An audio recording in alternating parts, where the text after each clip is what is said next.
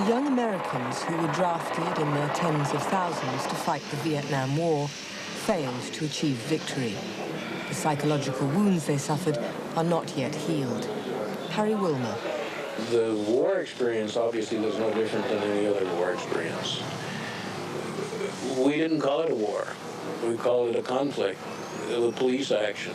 We were dealing with an enemy that was a foreign body, if you want to put it that way. We wanted to exterminate.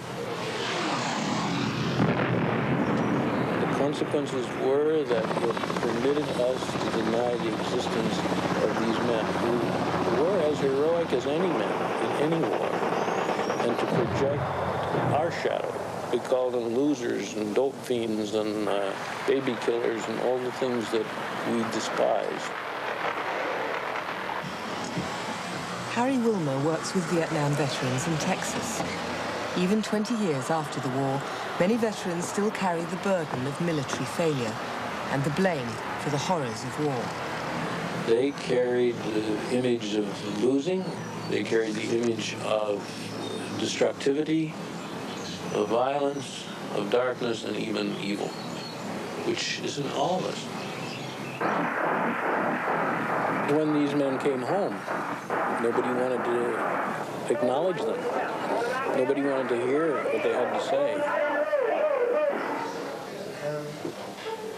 Many of Dr. Wilmer's veteran patients suffered from recurring nightmares of their own war experiences or of terrible violence and carnage which happened to others.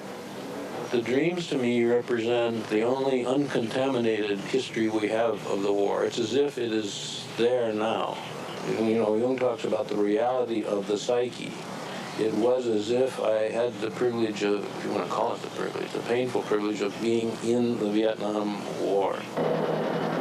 This is the story of one of those dreams. This was Bill, who had lost his leg in a mine explosion, a landmine. And he had this dream several times a week for many years. Nobody listened to him. The dream was we were on a search and destroy mission, and we were going through a friendly village. A baby was crying in a hooch. That's a little native house. And no one else was there. And my buddy went into the hooch, and he saw the crying baby. And the captain at the outside shouted, "Don't pick it up, don't pick it up." But he didn't hear the words, and he reached for the baby, and he picked the baby up, and the baby exploded. It was booby-trapped. There was nothing left of the baby and just parts of my friend. And it was grenades. And he could never get over that cry or that sound, or that somehow or another he hadn't done something. And that's a kind of typical combat nightmare. They stay the same, repeat over and over and over. American GIs were killed by booby-trapped babies in Vietnam, but Bill had not seen such horrors. His recurring nightmare reflected his own maiming in other circumstances.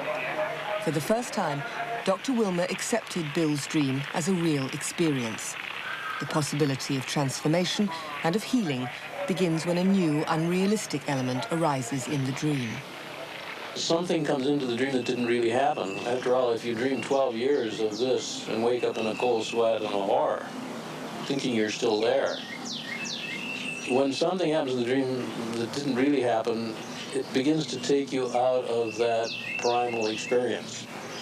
And then the next stage is what I call the healing nightmare, when it is transformed, or when it next becomes a stage of an ordinary hallucinatory nightmare. Didn't happen, couldn't have happened, far out, the kind of dreams that we all have from time to time.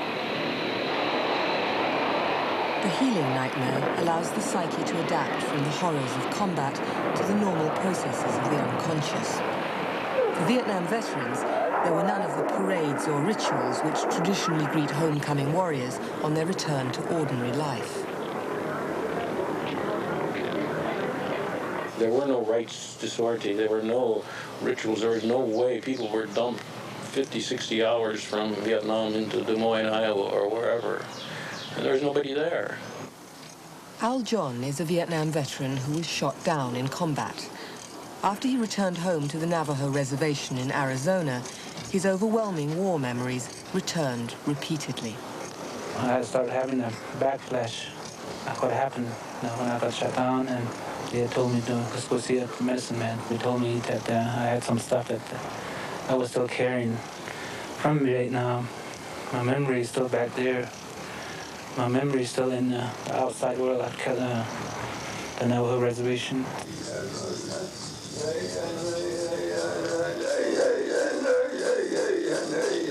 Navajo medicine men perform chants to cure physical or psychological illness and to mark major events in the lives of members of the tribe. One chant is sung to mark the return of the warrior and is still used today. I had a sing on me, one kind, a song called the Navajo Way, 7 days. That kind of got me straightened out. And then after that, summertime, I had another one on a squat dance. And so that really got my mind back together, I think. Well, we didn't have that, and we need that. And the Indians and all introverted cultures have ways of dealing with this, and we must learn from that.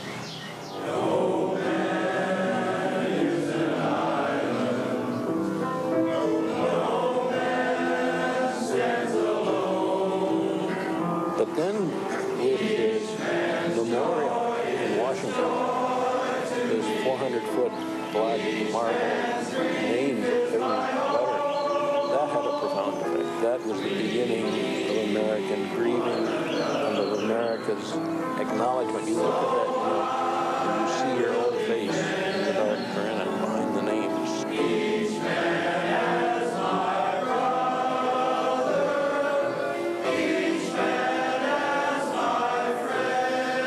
Navajo rituals are sung, and these veterans sing, to rehabilitate themselves in their culture. They were forced to carry the shadow of the American military involvement in Vietnam for failing to win and for the atrocities committed in war. And the shadow can only be lifted when it is understood. I think that the rituals that go on now in hospitals or in groups with therapists of all sorts, self-help groups, these are the ways. Must touch other people too, not just the veterans, their families, their children, the world. The men became the war, and that is a very destructive thing, because we are those men.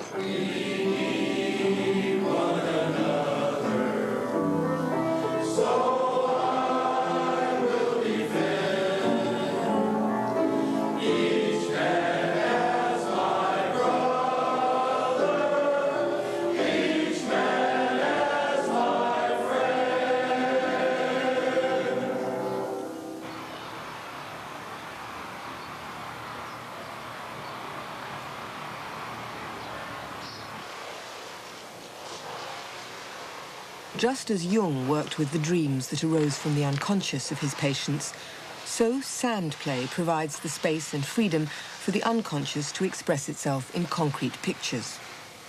Dora Kalf is a Jungian, but not a conventional analyst. I think, you can only play when you're really free. You have to be free within. What Jung said, that the psyche has a healing tendency is really shown in the sand pictures, because this healing tendency, in a way, is able to take over when we are providing this free and protected space.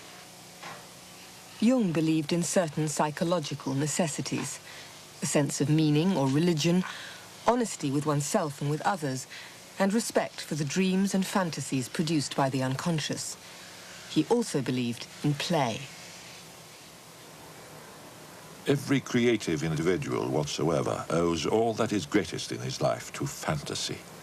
The dynamic principle of fantasy is play, a characteristic also of the child, and as such, it appears inconsistent with the principle of serious work.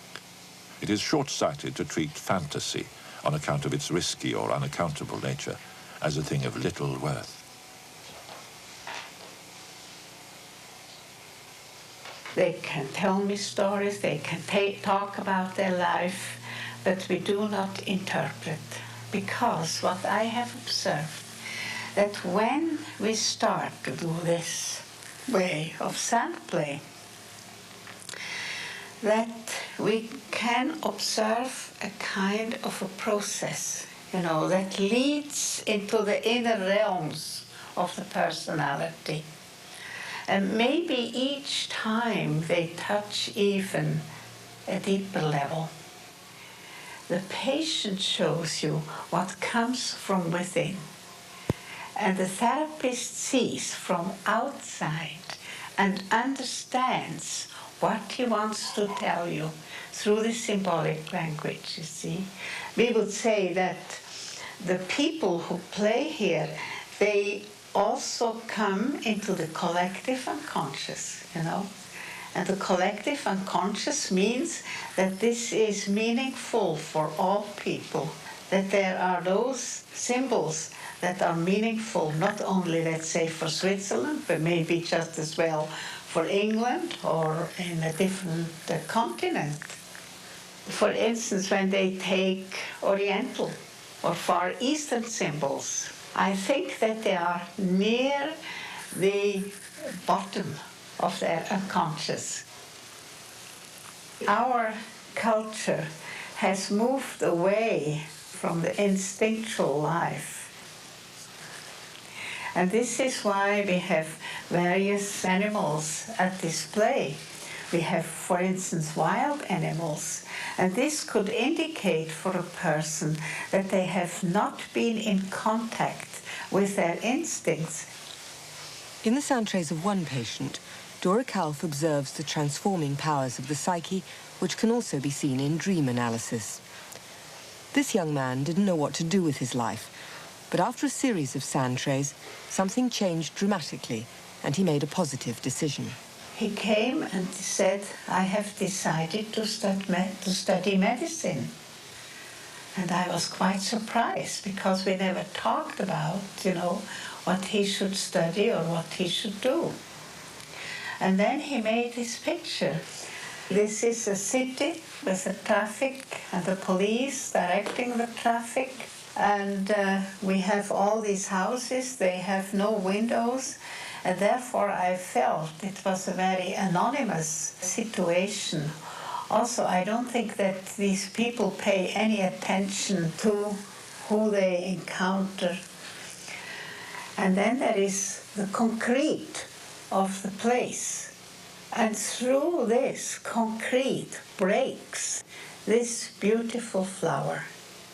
Now, what does that mean, you see?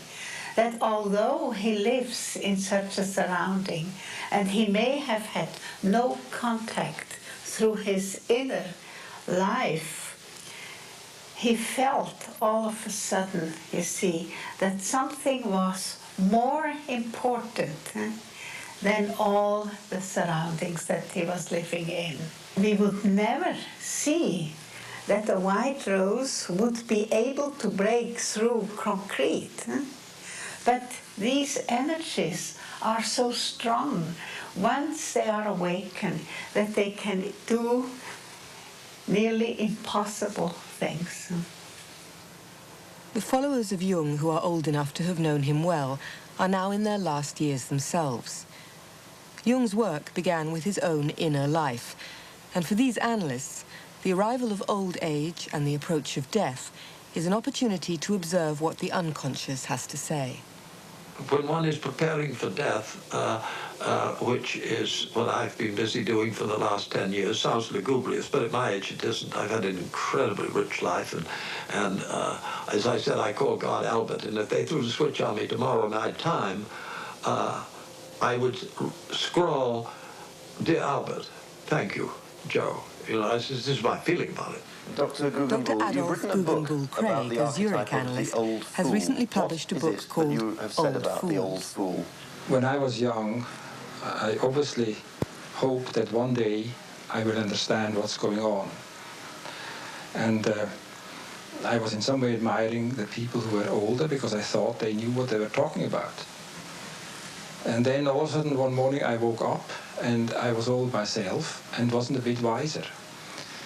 And saw that I don't understand much, or even understand some things less.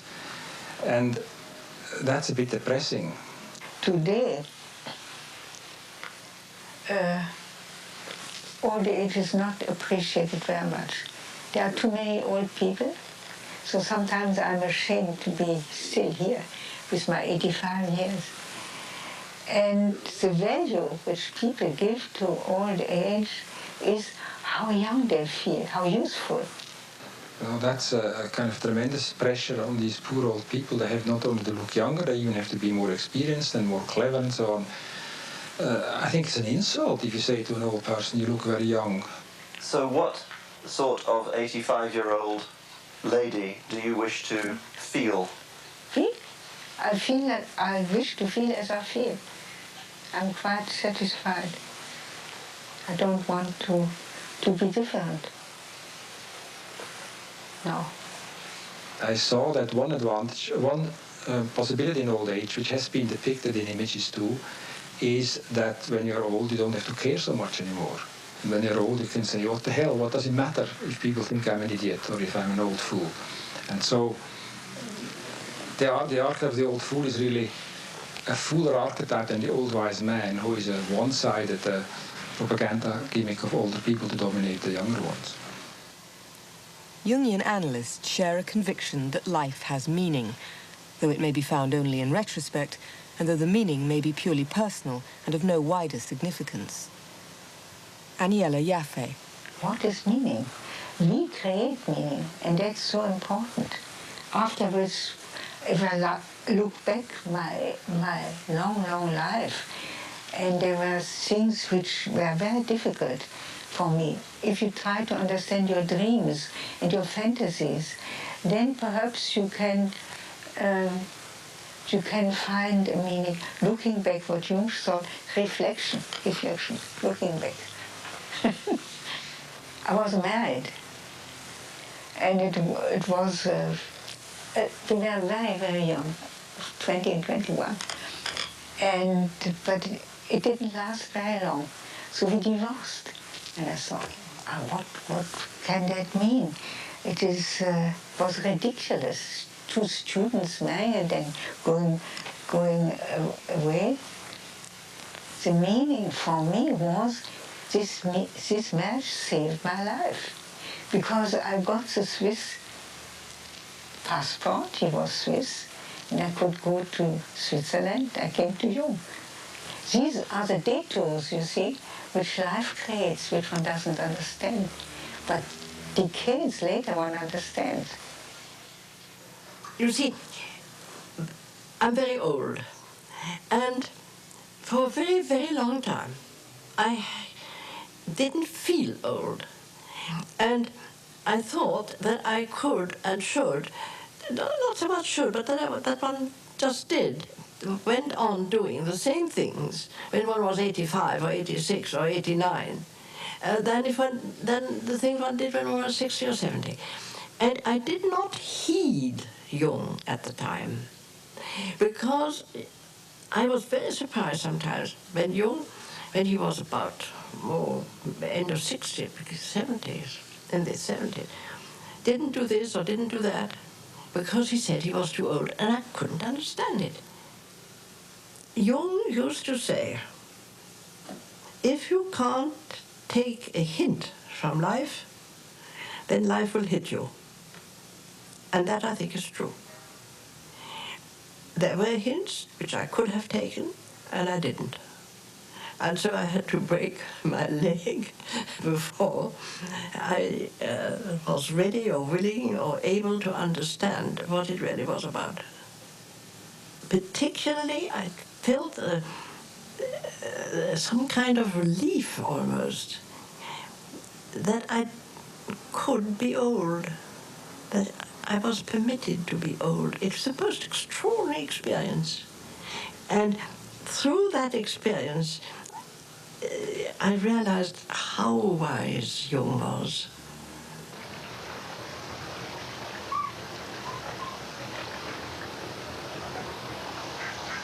As Jung himself grew older, he spent more time at his tower in Bolingen, where he withdrew to think, write and remember, to carve, to dream, and perhaps above all, simply to play. In his childhood, Jung's games and fantasies gave him his first glimpses of the unconscious. For this remarkable man, half Swiss peasant and half world-famous intellectual, play contained images and meaning as real as the concrete world around him. His grandson, Dieter Baumann. He played all the time. In Bolingen he did his so-called waterworks, namely he dug into, you see the slope by the lake there is saturated with water, and so the water kind of oozes out of it. And so he had a system of rivulets which he connected into a main stream, and then that went to the lake. And already as a boy I think when I was 8 years old, I helped him there. I remember my son visiting Bolingen once when he was a little boy, because he was a friend of the grandchildren of Jung. And then he came home and he said, "Oh, Mommy, there was an old gentleman, and you know, he made all those little rivers in the earth. We were playing next to the lake. And he wondered why he did this." We know that every good idea and all creative work are the offspring of the imagination and have their source in what one is pleased to call infantile fantasy. Without this playing with fantasy, no creative work has ever yet come to birth. The debt we owe to the play of imagination is incalculable.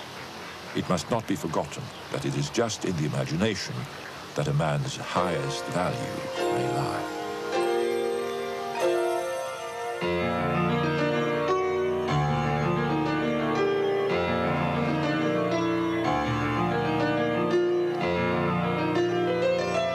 Jung's life, 85 years long, was devoted to the reality of the psyche and the play of his imagination. No one can doubt the impact he has had on our age. For most of his life, he worked against the popular current of worldly perspectives, bringing unfamiliar ideas and unsettling observations to light. If today the unconscious is more than a mere abstraction, and if the psyche has become a reality, we owe that largely to the scientist and doctor who listened to the wisdom of the dream. Carl Gustav Jung.